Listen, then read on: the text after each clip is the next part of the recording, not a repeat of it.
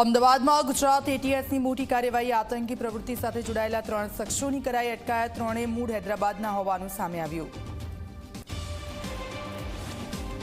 અમદાવાદમાં સામાજિક તત્વો બેફામ. પાલડી પોલીસ સ્ટેશનના પરિસરમાં 2 જૂથ વચ્ચે ઉગ્ર બોલાચાલી. નશાની હાલતમાં પોલીસ સામે દાદાગીરી કરતા નજરે પડ્યા.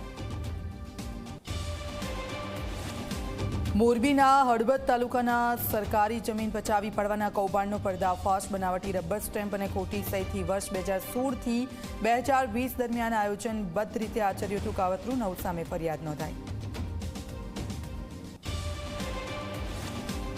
રાજકોટમાં હાલાર પંથકના આહિર સમાજે લીધો મહત્વનો નિર્ણય. લગ્ન સહિતના પ્રસંગોમાં થયા ખોટા ખર્ચા પર રોક લગાવવાનો ઠરાવ પસાર કર્યો. નિયમોનો ભંગ કરનારને 1 લાખ જેટલો દંડ કરાશે. સુરતમાં દિવાળી ટાણે 2 શખ્સોએ નામ આપીને ઉઘરાણી કર્યાનું ધારાસભ્ય કુંવરજી હળપતિનો દાવો. કરંજના સ્નેહ મિલનમાં બોલ્યા ધારાસભ્ય. કહ્યું કે મારું નામ લઈને કોઈ રૂપિયા માંગે તો મને ફોન કરજો.